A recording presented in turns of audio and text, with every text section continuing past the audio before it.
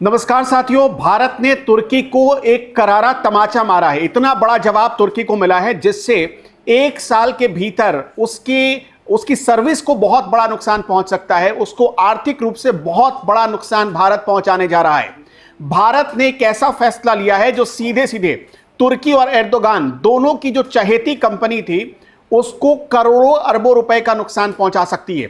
आप सबको पता है कि जिस वक्त भारत और पाकिस्तान के बीच युद्ध जैसे हालात थे, तुर्की ने पाकिस्तान को न सिर्फ अपना ड्रोन भेजा बल्कि पैसों से मदद की, अपने गोले बारूद भी भेजे, अपने हथियार भी भेजे और अब खुलकर कह रहा था कि वो भारत के खिलाफ खड़ा है। इसी बीच तुर्की की एक ऐसी कंपनी जिसका नाम है सेलेबी एविएशन, उस पर भारत सरकार ने रोक लगा दी है। उसके साथ जो करार चल रहा था उसको रद्द कर दिया है भारत सरकार ने। अब सेलेबी एविएशन का काम क्या था? सेलेबी एविएशन का काम था भारत के कई बड़े एयरपोर्ट्स के मेंटेनेंस का। वहां पर जो कार्गो प्लेन्स आते थे, जो कंसाइनमेंट आता था, उसके मैनेजमेंट का काम। और इतना ही नहीं, बहुत सारे ऐसे भी जो पैसेंजर्स जो जाते हैं उनकी सर्विस जो आप एयरपोर्ट पर देखते हैं, जो कोई भी एयरलाइन कंपनी करती है, उसमें भी घुसपैठ कर चुकी थी ये सेलेबी एविएशन जो तुर्की की कंपनी है। इसका काम क्या था सेलेबी एविएशन का? सबसे पहले मोटे तौर पर ग्राफिक्स के जरिए हम आपको कुछ समझाते हैं ताकि आपको बहुत आसान भाषा में समझ आ सके कि भारत सरकार ने तुर्की के खिलाफ ये जो बड़ा एक्शन लिया है उसका तुर्की पर क्या असर पड़ने जा रहा है। सबसे पहले आपको यह बता दें कि जो बड़े एयरपोर्ट्स थे जो भारत में संचालित हो रहे थे और ये जो सेलेबी एविएशन थी वो मैनेज कर रही थी, मेंटेनेंस कर रही थी, उनमें से एक बड़ा एयरपोर्ट दिल्ली का था।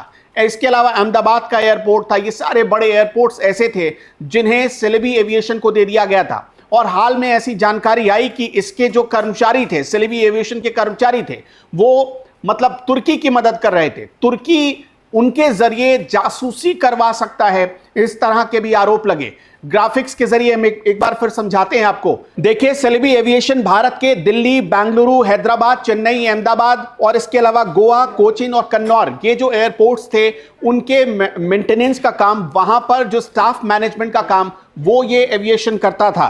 तुर्की की कंपनी 58,000 फ्लाइट्स, एक साल में 58,000 फ्लाइट्स में जो भी सामान, जो भी कार्गो जाता था, उसके मैनेजमेंट का काम, उसकी देखरेख का काम और इसके अलावा उन कार्गो को कैसे प्लेन में लोड और अनलोड करना है, यह भी काम करता था।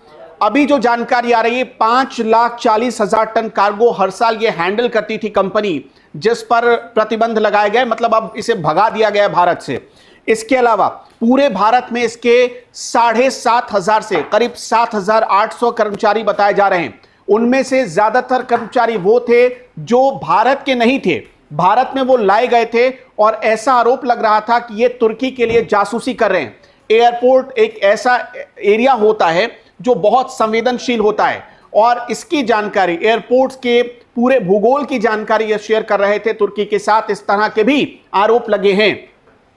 आप एक साइड देख सकते हैं कि कैसे अब सरकार ने, भारत की सरकार ने इस कंपनी के खिलाफ एक्शन लिया है।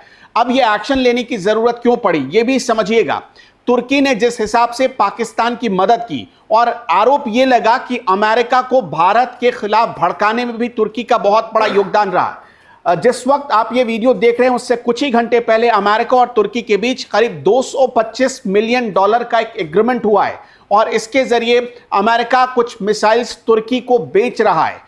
ट्रंप की जो पॉलिसी नई आई है उसमें मुस्लिम देशों के साथ उनके संबंध और मजबूत होते जा रहे हैं और आपने देखा कि किस तरह से उन्होंने सीरिया पर लगा प्रतिबंध हटाया, वहां पर जाकर एक आतंकवादी से गले मिलते हैं। इसके अलावा मुस्लिम कंट्रीज के लिए बड़ा सॉफ्ट कॉर्नर दिखा रहे हैं डोनाल्ड ट्रंप। ये उनकी नई पॉलिसी का एक हिस्सा है और तुर्की को खुश करने के लिए जो ट्रंप ने कुछ दिनों पहले जो ये बयान दिया था, ऐसा आरोप लग रहा है तुर्की के ऊपर कि उसी के इन्फ्लुएंस में आकर डोनाल्ड ट्रंप ने बयान दिया था कि भारत और पाकिस्तान के बीच जो सीज फायर हुआ वो उनकी वजह से हुआ और उन्होंने धमकी दी थी दोनों देशों को कि वो ट्रेड बंद कर देंगे। अब सेलेबी एविएशन के बारे में और आपको थोड़ी जानकारी दे देते हैं। इसका काम क्या होता है? सेलेबी एविएशन का काम सिर्फ ये भारत में ही नहीं बल्कि और भी कई सारी कंट्रीज में भी इस तरह के काम करती है सेलेबी एविएशन। इसका काम होता है प्लेन को गाइड करना। जैसे आप देखते होंगे कि कोई प्लेन कहीं पर भी लैंड करती है किसी एयरपोर्ट पर, तो सामने एक शख्स खड़ा होता है जो रास्ता दिखाता है, उसे इशारों में रास्ता दिखाता है कि प्लेन को किस लोकेशन पर पार्क करना है, या मतलब उसका जो प्लेटफॉर्म होता है बेसिकली वो दिखाता है। तो इस तरह के जो इसके कर्मचारी होते हैं वो ये हायर करती थी, और इन जो 7 एयरपोर्ट्स के नाम मैंने आपको बताए हैं उन पर इनके कर्मचारी रखे जाते थे। इसके अलावा ग्राउंड स्टाफ, टेक ऑफ से पहले वजन चेक करना, बोर्डिंग ब्रिज मैनेज करना। बोर्डिंग ब्रिज वो होता है, आपने एक ब्रिज देखा होगा जब आप किसी भी फ्लाइट पर चढ़ते हैं तो एक ब्रिज आपके सामने आता है, या उतरते हैं तो ब्रिज आता है, वो ब्रिज ये मैनेज करती थी। इसके अलावा कार्गो की हैंडलिंग और जो एयरपोर्ट्स पर वेयर हाउस होते थे उनको मैनेज करना इनका काम होता था। तो अब सेलेबी एविएशन के साथ, या सेलेबी एविएशन को भगाने के बाद कहा यह जा रहा है, ये एर्दोगान की खास कंपनी थी, बहुत चहेती कंपनी थी। तुर्की इस कंपनी के दम पर दुनिया के कई एयरपोर्ट्स की जानकारी हासिल कर रहा था। अब यह भी हो सकता है कि भविष्य में भारत इस कंपनी के खिलाफ और भी देशों को इत्तला करे, सूचित करे और बैन करने की मांग करे।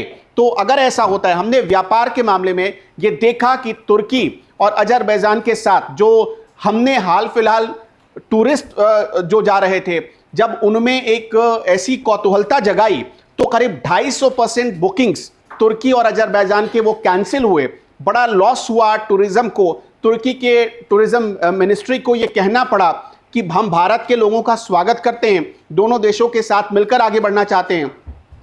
और अजरबैजान भी जो लोग जा रहे थे उन्होंने अपने बुकिंग्स कैंसिल करवा लिए। कई ऐसी कंपनियां हैं जो ट्रैवल मैनेजमेंट करती हैं, उन्होंने तुर्की और अजरबैजान की बुकिंग बंद कर दी। इससे 250% की बुकिंग की गिरावट आई और व्यापार पर असर पड़ा करीब $500 मिलियन का एक साल के भीतर। यह सिर्फ तुर्की के बारे में है कि $500 मिलियन सालाना असर पड़ सकता है अगर भारत के लोग तुर्की में ना जाएं। तुर्की में भारत के लोग जाते किस लिए हैं? तो बहुत सारे लोग ऐसे हैं जो हनीमून मनाने जाते हैं, कुछ लोग डेस्टिनेशन वेडिंग करने जाते हैं, कुछ लोग घूमने के इरादे से जाते हैं।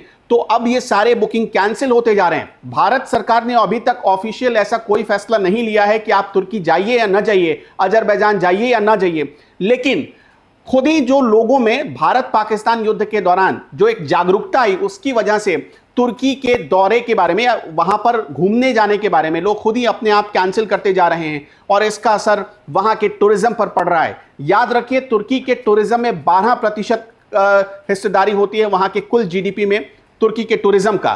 तो इससे कितना बड़ा असर पड़ सकता है। और उस 12% में भी करीब 6% का जो हिस्सा है, 5.8% का जो हिस्सा है वो भारत और एशिया से आने वाले पर्यटकों का होता है।